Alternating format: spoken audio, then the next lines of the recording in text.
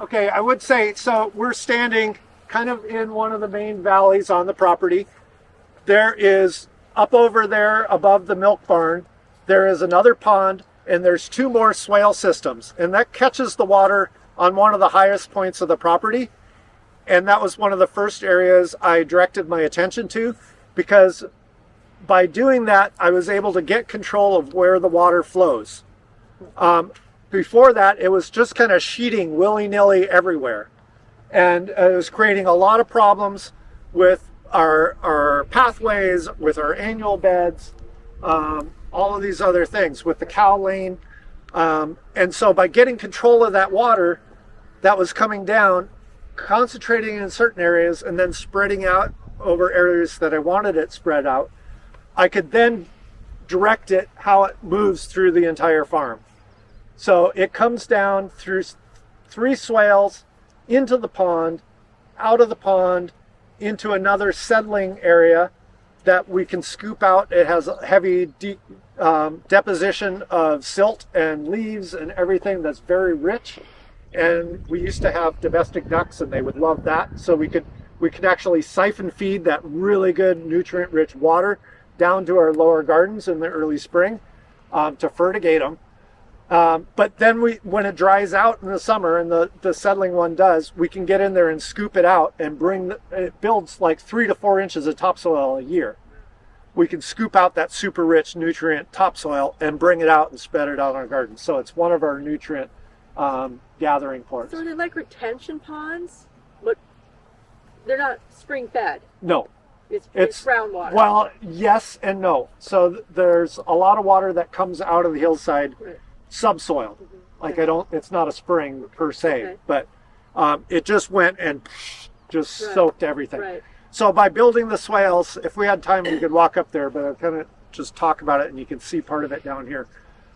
By building swales, so you all know what a swale is. A ditch on contour. So it doesn't take water downhill, it just holds it on the landscape. And so by building a swale, you concentrate where the water stays, and then all the dirt you dig from that swale, you put up on the land, so it's double land. Then you concentrate the land. So all of a sudden you have high and dry ground that you can plant stuff in, right? And so that was ungrazable to have our animals up in there. But by digging these 2 swales, 2 main swales, 1 little one, now we can graze up there. If the cow doesn't sink, the buttercup kind of went away because we kind of dried things out a little bit. The decent grass is growing, but there's still the water there that's able to work its way down into the groundwater table. And we've gotten control of the water and we can direct how it comes. So it comes on the uphill side of this cow lane, there's a little ditch.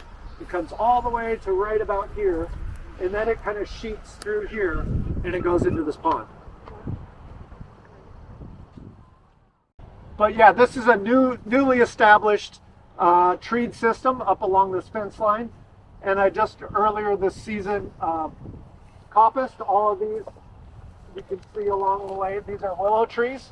I cut right to the ground and they will resprout. And I've harvested a whole bunch of these willow whips, which are perfect for basket making and furniture making.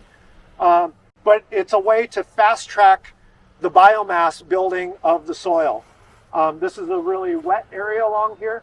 I let these grow pretty big initially, and it produced shade for the young fruit trees, which don't like to be in the full sun when they're young until they get established. So it's a way that produces shade, produced a windbreak, it dropped a lot of leaves, helped build the soil, and it nurtured these trees. And now that they're starting to get more established, I chop it back. But this will grow up another 15 feet this year. So it's a way to fast track succession in building soil. And if I wanted to get rid of that at the end when these trees are big enough, I would just cut it right to the ground and then put a piece of plywood right over the top of it and some dirt and like sheet mulch it out.